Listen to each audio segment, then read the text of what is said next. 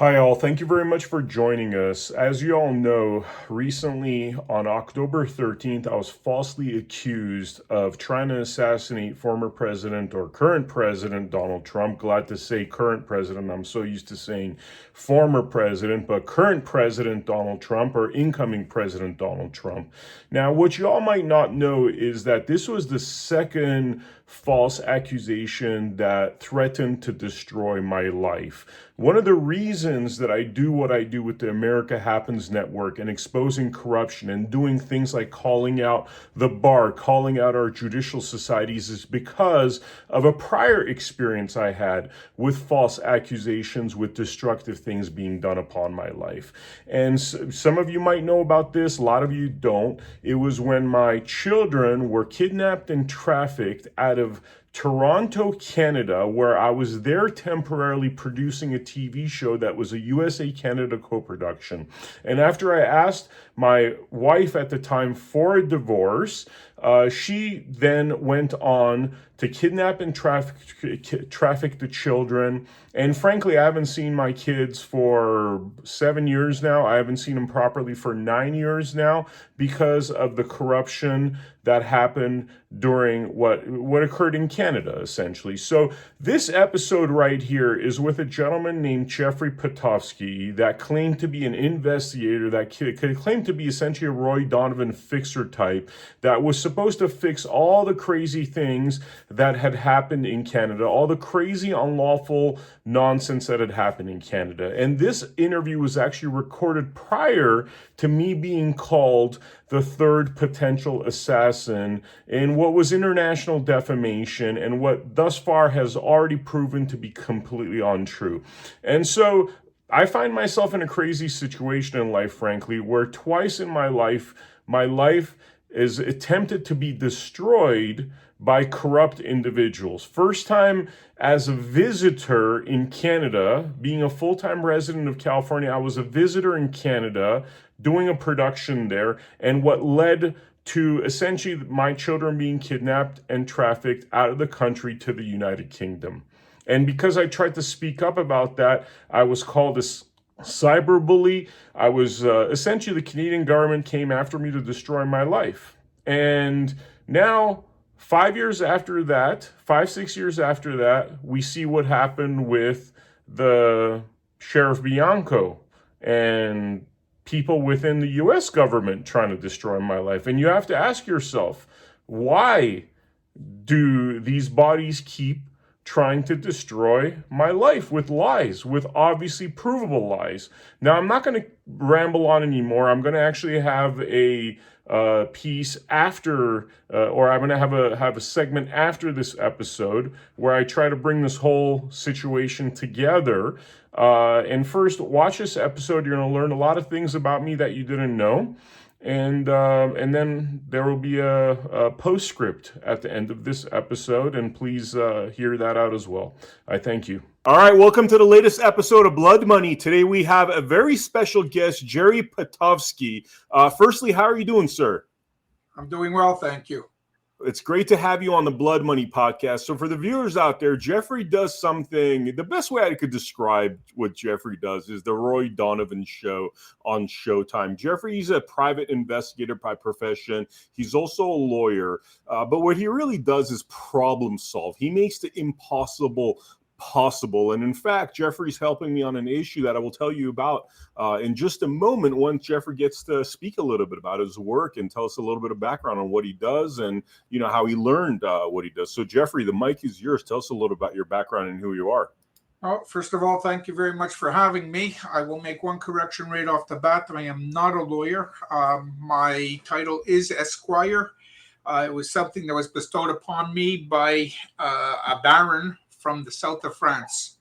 He came to Montreal. He asked us to help him with a few problems that he was having. He had spent fortunes on somebody else, was not successful. So we took the endeavor to go ahead and give him a hand, and we accomplished everything, I'm proud to say.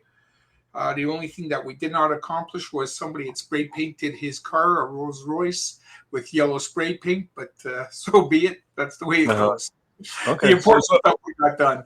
So Esquire is therefore a title of nobility because it's a topic this comes up in our podcast a lot because we've heard that it is a title of nobility, basically Esquire, correct? Or It is. It is. okay. I was sent a letter from the people who issue these titles asking if I wanted to become a sir because I Mhm. apparently qualify for that now. I don't bother. I'm very proud to have the title Esquire, and I maintain it. And I've had it for many, many years, so that's where I stay with it. Very cool, very cool. So, Jeffrey, you're helping me out on a specific situation, but before we get into my situation, which I look forward to deep diving into, could you tell us a little bit about, give us some examples of the sort of work that you've done? We've given this Roy Donovan analogy of figuring out how to figuring out how to fix what others might not find fixable. Tell us a little bit. Give us some examples. You don't have to give names because I know a lot of this stuff is done in confidence, but give us some examples that will highlight to the viewer why you are a very special individual. Okay, so one of the things that we have done is we've had people come to us that were pleading innocent in the courts. The courts would have made the pre-assumption that they were guilty. We have one person in particular. He was accused of having started a fire inside a restaurant that he owned and burnt down the building. When the police came upon him and the firemen came upon him, he was asleep on a cot in the basement. He had 2 big jugs of gasoline beside his cot. They arrested him on the spot, figuring that they have him and that's the end of it. He walked into our office. He asked for help. Having had a brief discussion with him, I discovered he originated from Greece. So it would have been as simple as getting on a plane and going back to Greece, and his problems would have been gone. And I asked him why he didn't do it. And in front of his daughter, he turned to me and he said, because my daughter has to know that I'm innocent, that I do not do things like this. Oh, wow. So I was impressed. I believed him. Nobody else did, including my partner at the time. I spoke with the fire department, who told us that they had him dead to right. And the police told us the same thing. And yet, I said, no way. This man could get on that plane and he can leave. Otherwise, he was facing hefty time in jail. So we went to bat for him. We charged him an upfront fee just to investigate what was going on and determine whether we were going to accept the case or not. He paid it willingly and without batting an eyelash. And I did the investigation, and the more I got into it, the more I felt that there was somebody else behind this. Mm-hmm. And sure enough, not only was he let go in court and found not guilty, but I had the culprit arrested, who was sitting in the courtroom watching the proceedings. Oh, wow. Wow. That's quite dramatic. So, yeah, we had another case where there was an airline, just so that you get a taste of what I do. They were having all kinds of issues with parts on their airplanes. This was a commercial airline. I slept inside the hangar for 6 months, videotaping everything that was going on. I landed up finding out that the head mechanic, one of the shop stewards, was taking pieces off the plane and selling them to a private company down the road. And he was replacing them with secondary pieces that have never been tested. It could have killed somebody. Mm-hmm. The problem with doing something of that nature is that you're fighting a union the whole way along. Wow. The union protects their people. Wow. So we go to bat for the underdog most of the time. The people that don't want to give up, the people that want to prove their innocence, the people that want to have justice maintained, so to speak. And thank God we've been, out of 100 times, 99 times we're successful. Oh, wow, wow. I mean, how does, it's not like you could study in college how to become a fixer, how to fix complex issues, how to get people that are not guilty, but have, been given some kind of guilty sentence to be proven that they're not guilty. I mean, these seem like very challenging things to do. How does one get started in this line of work? What is it that happened in your life that made you decide you're going to go down this pathway? Okay, well, times are different now. So when I started out, I was 18 years old. I had taken my girlfriend to the airport. She was going away. And a gentleman that was working at the dry cleaners near my house was running through the airport with a gun in his hand. And I grabbed him and I said, "What are you doing?" And he said, "Leave me alone and I'll be right back." He went and he arrested somebody. It turned out he was working at the dry cleaners as an undercover job, and that he was in charge of the airport security in Montreal. Oh, wow. I was young. I was impressionable. I needed a summer job. I asked him if I could work for him. Oh, wow. He sent me down. Yeah, he sent me down to the police. I got my what's called the firearms acquisition certificate. I got licensed right away, and I got taught on the job as to what I had to do for pre-boarding clearance. From the pre-boarding security, I really liked the job. I enjoyed it. I decided I wanted to be a private investigator. And I went, first I did strike control for a company that was doing strike control in Ontario for a couple of weeks. And then I went back to Montreal. I joined a private investigation outfit called Blackwell Investigation, who decided to take me under their wings and train me. And they trained me as a store detective. They trained me to do investigations. They trained me to do bodyguarding. I literally did bodyguarding for any and every celebrity that came in and out of Montreal. I did it for the Saudi prince at one time. That was exciting. Wow. Yeah. I had never seen so much money in my life, but there he was with everything. Wow. And I got to experience what it was to participate in all types of businesses as a result of doing the private investigation, because you never know what tomorrow is going to bring. One day you're working in a t-shirt factory trying to find out how they're knocking off the t-shirts. The next day you're working in a pinball factory to see exactly who's stealing the money out of the pinball machines.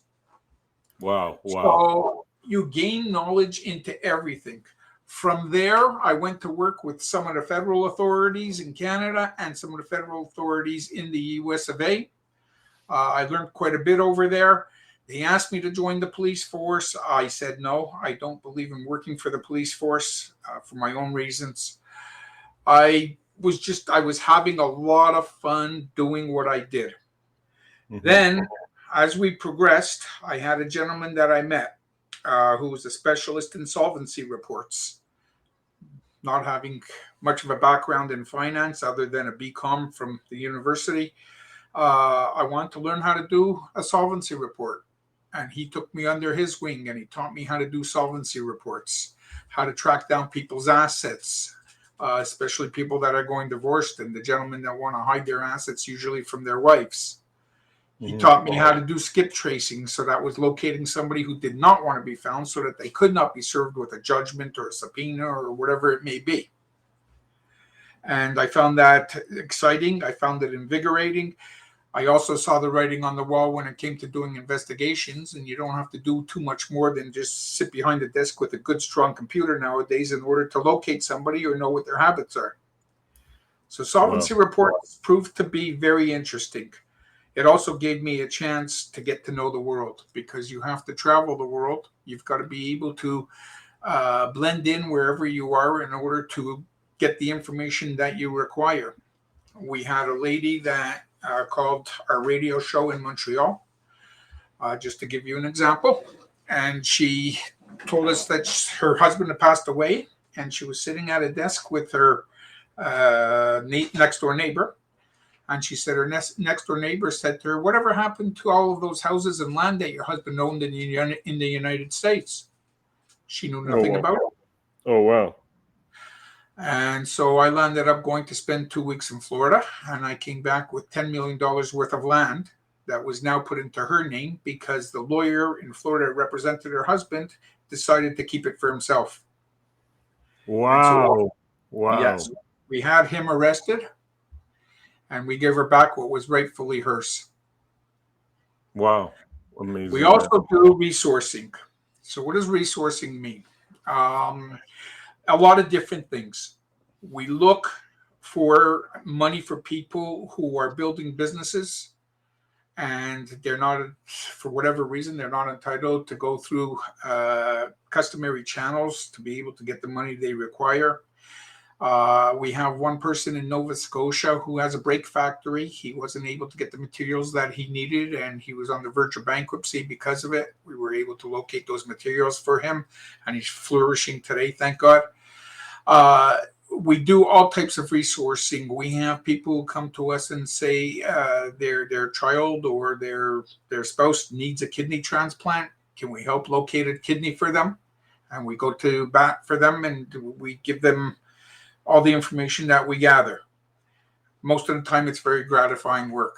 When it's not, it's because we weren't either able to get something fast enough or there was just none to be had. And that can break your heart. So I've gotten a lot of experience in a lot of different areas. And having said this, today I'm retired. I do consulting, which means that I put the teams together to go out there and do what has to be done in order to satisfy the client. It's also very enjoyable work, but it takes a long time to get to where you're going. You're working with people you don't know. I was asking, and you're located in Canada, correct? Correct. Awesome. I'm in Toronto. Awesome. Do you want to, was there more that you wanted to say about your background before we hop on to my specific case that you're helping out with? No, it's just as you were asking, what was my background? My background really is extensive in as much as that I own quite a few businesses, only because I was able to experience what it was to be in each of the businesses that I own. And when I saw that they were going to prosper and they were good, viable businesses, I bought into them. And so my background has supplied me a lot of opportunity, and I'm very thankful for that.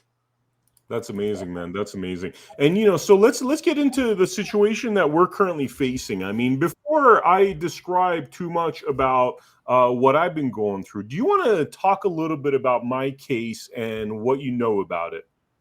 Okay. Essentially, what we have here is a fight for custody. You've got a very greedy family, and greedy not so much in monetary terms, but for the child, or the children in this case, who decided that the father has no rights. We don't like the father. We're going to take the kids. We're going to raise the kids the way that we want to raise them. We're going to form a family with another man that the spouse decided to bring into her life. And we're going to do so no matter what.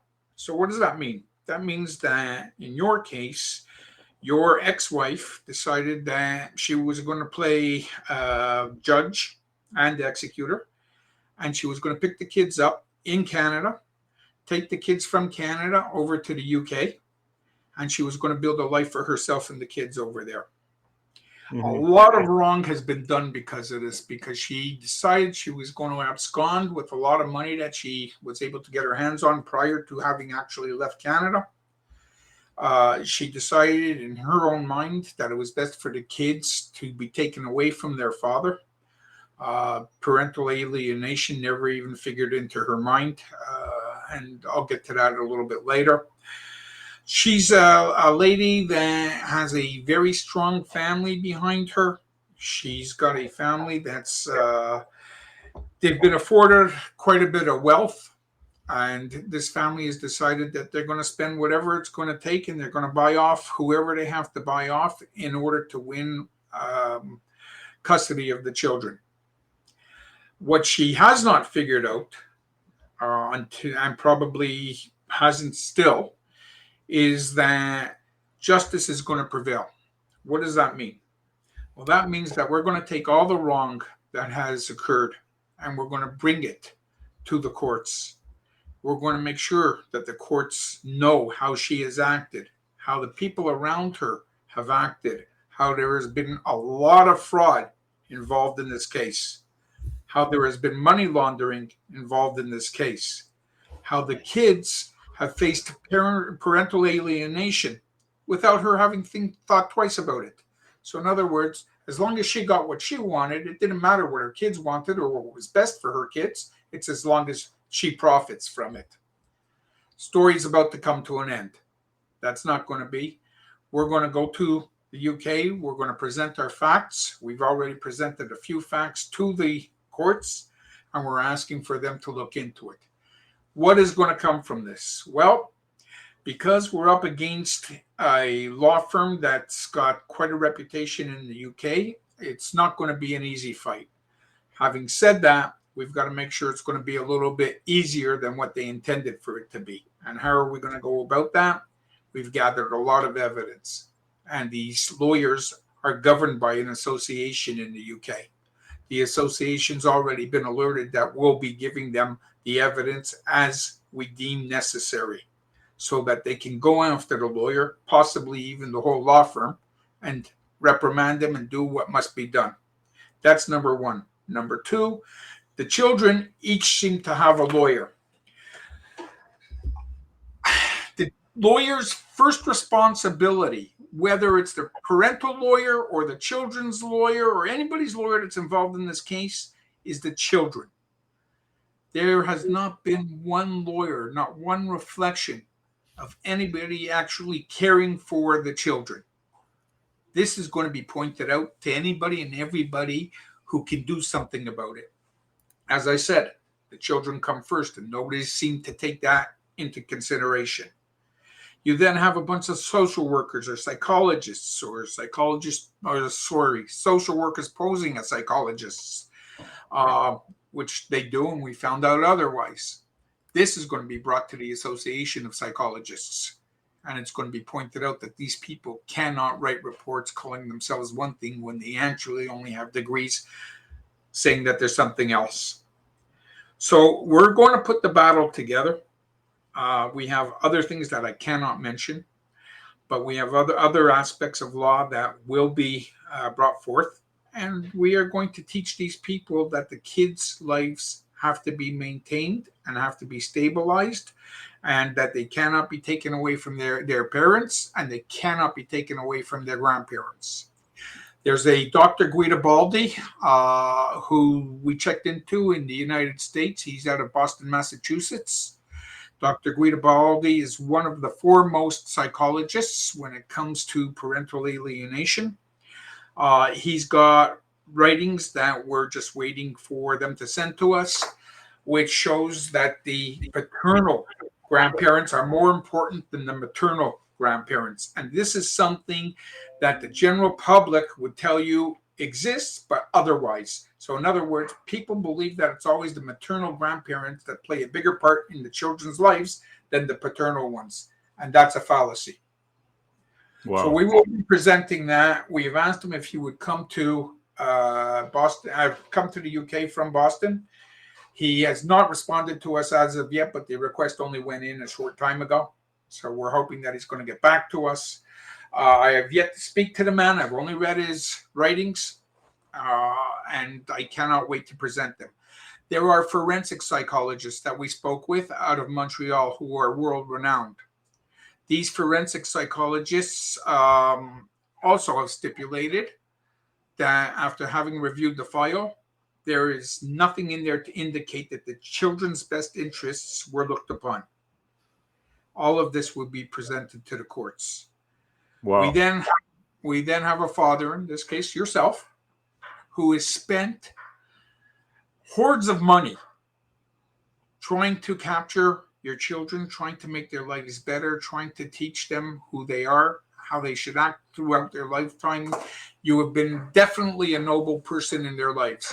The problem is that the minute that you walk away, we happen to know for a fact, the family turns against you and they badmouth you and talk really horrendous about you and your parents. This is going to be corrected. This is something that is not going to go on. It also should be noted that we were told by the psychologists that when people do this, they talk really bad about their ex-spouses, the other parental authority. It usually works against them later in life. The kids turn against their custodial parent and realize the custodial parent was feeding them garbage. And this is something that we hope to point out at the trial in the UK. So we're doing what we have to. The psychologists are on board. The lawyers are on board. We've had investigators doing a lot of surveillance, a lot of following, a lot of digging into corporations the family owns. We have gathered information. We're still gathering a lot of information. And we've been fortunate because some of the work that we've asked to be done for us, or in this case for you, it's come to us free of charge. And people feel that this has got to be corrected. This has got to be looked into. It concerns 2 children, and they do not want this to exist. So we will see where this goes as we're heading to the UK shortly. You know, if somebody does a search for my name online, obviously if they just search Vem Miller, they find, a lot of things about podcasts, media, that sort of thing. If they search for my full birth name, which is Vem Miller Yanofkin, then they find a lot of horrible things about the Canadian government or Canadian judges saying that I'm a cyber bully, saying that there was a permanent restraining order put upon me, saying that I apparently told my ex-wife that I was going to kill the children, and a lot of horrible things that have been published, which have been mimicked across, dozens, potentially hundreds of web pages, all started by this judgment in Canada in 2019. Do you have any comments about that topic? I do. Number one, I'd like to know how this got on to social media. I'd like to know how this got into records, because your case concerns 2 minor children. And the law specifically says that if you can track the children by using something of the parents, in this case, your reputation, your name, your trials and tribulations, you cannot publish this. So I have that question.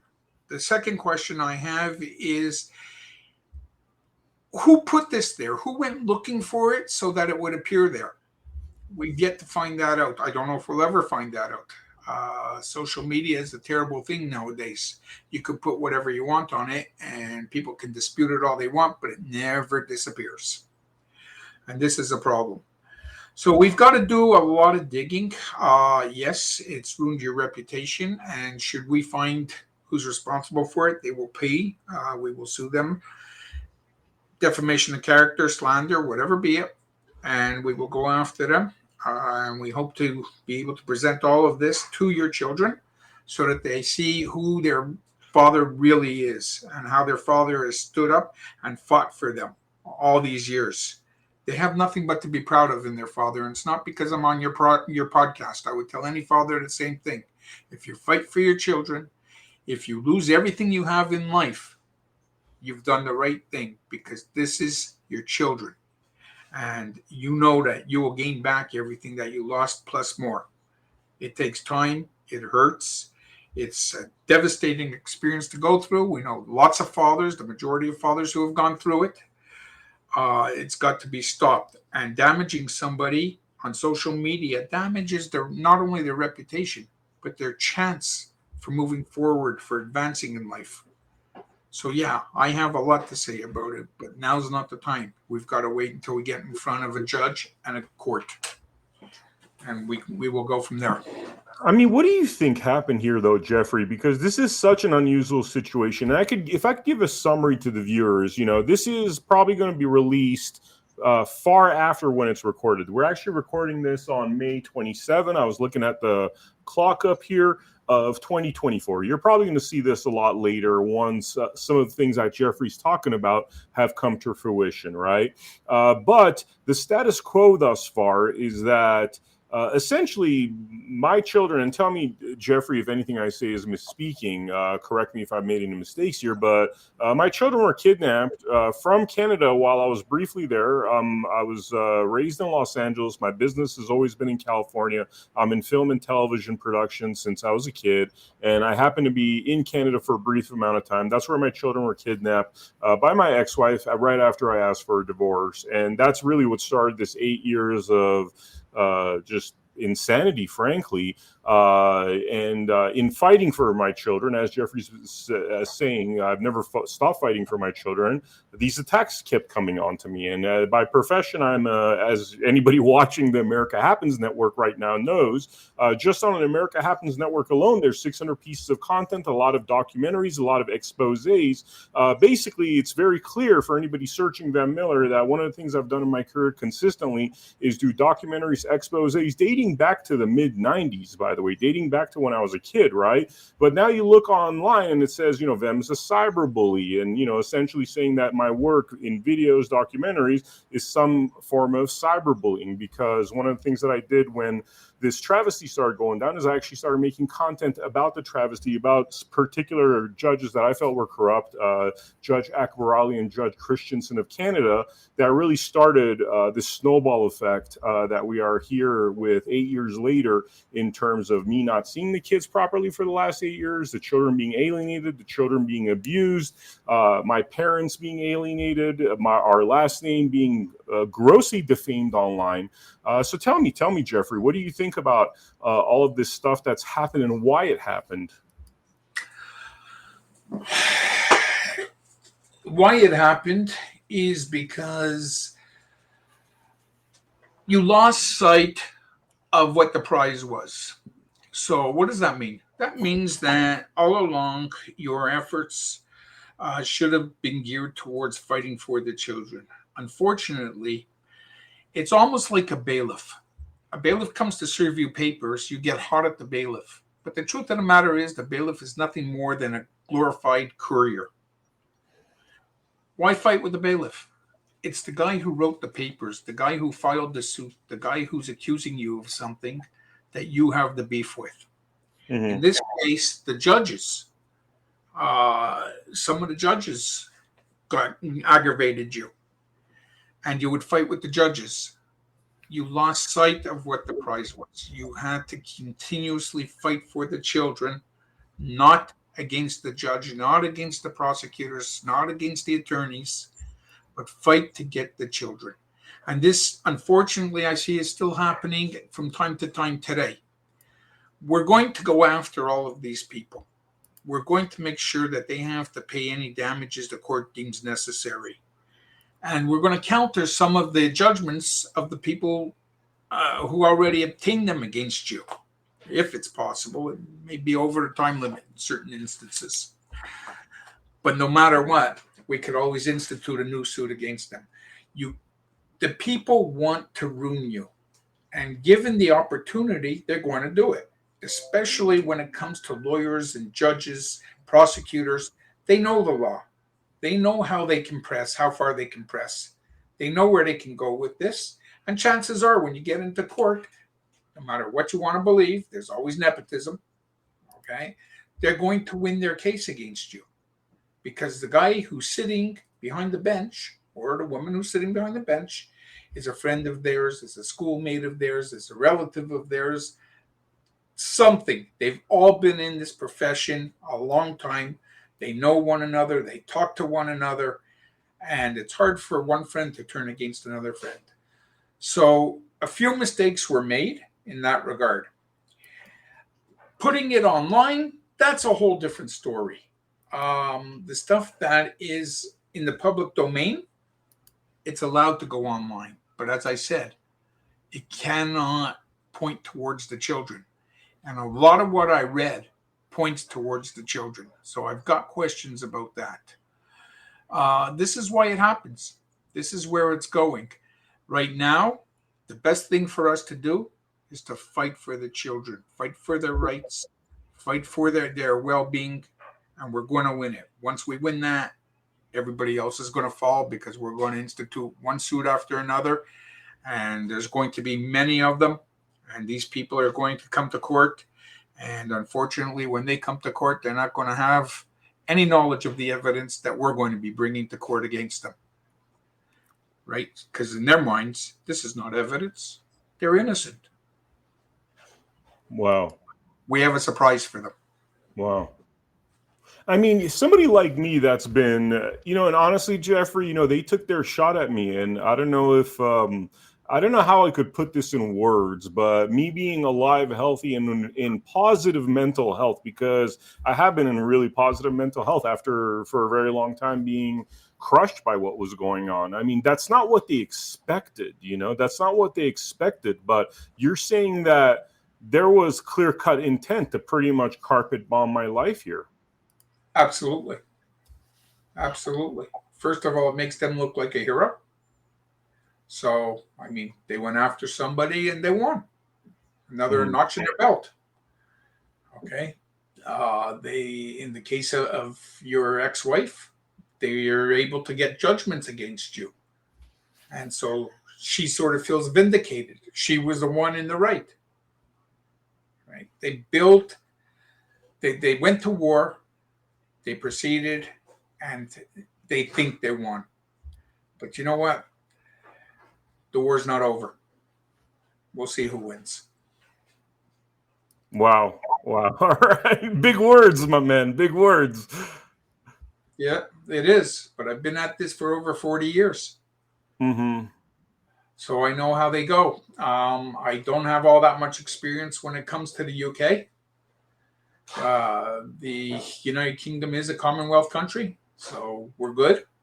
Mm-hmm. Coming from Canada, we're very familiar with one another.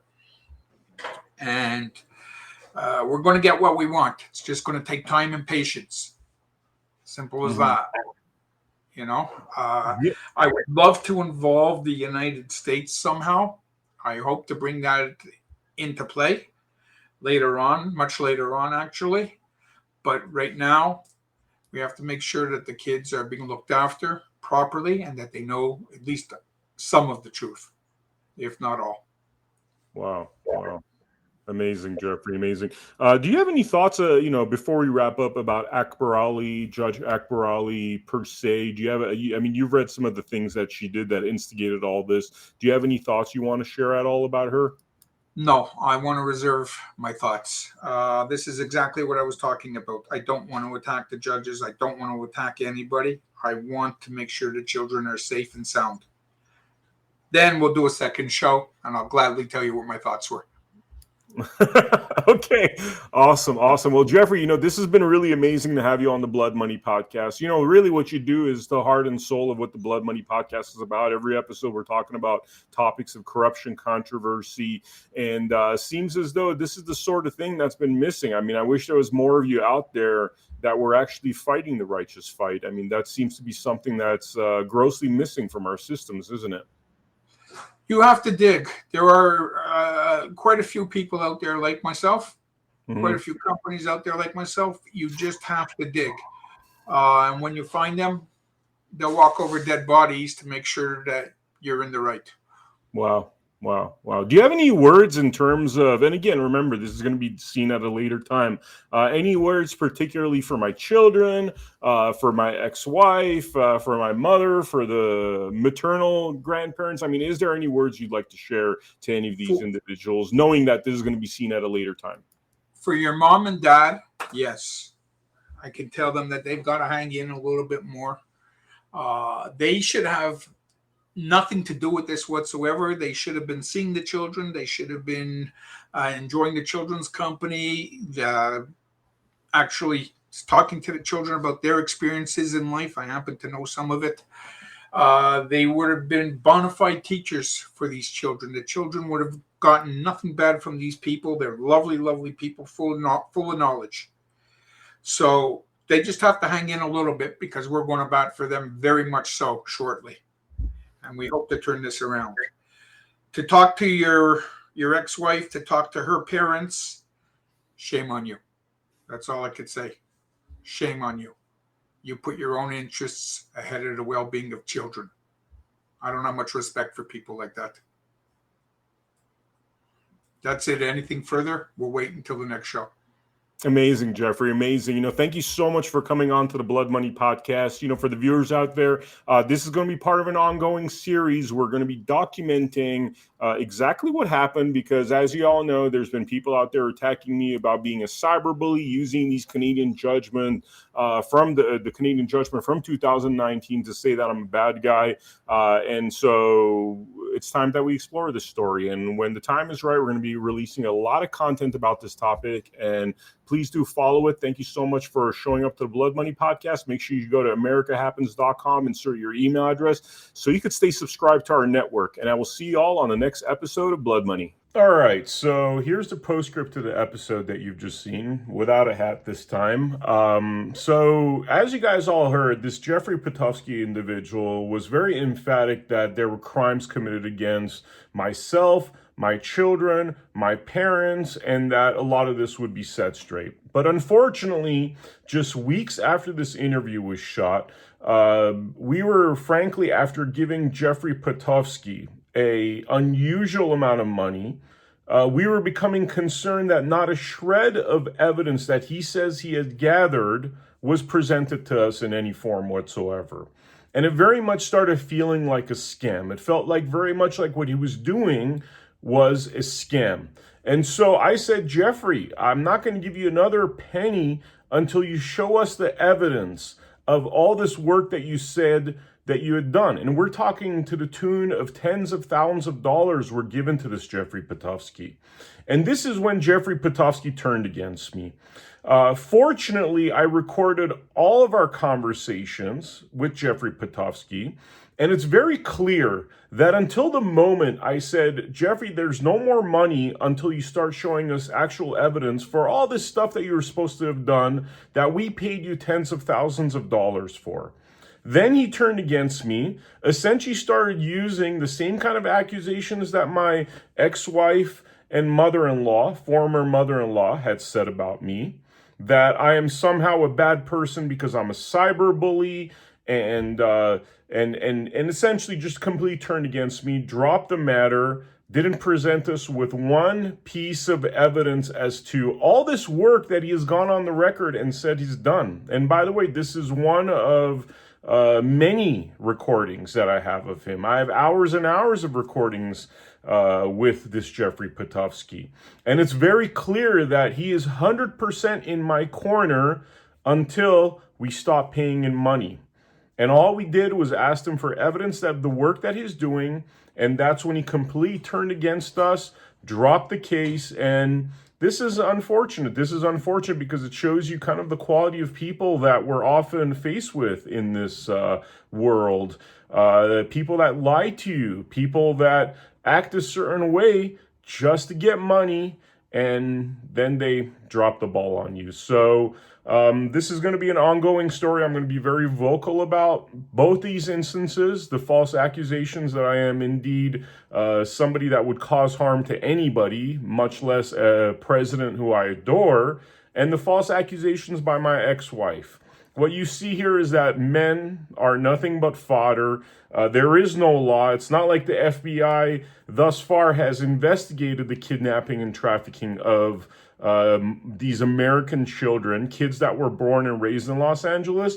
And thus far, I haven't seen them do anything about this Sheriff Chad Bianco, who basically tried to frame me in front of the entire world for a crime that I did not commit, nor even thought about committing, as the evidence shows. And for those that want to see the evidence, simply go to @NotVemMiller on X.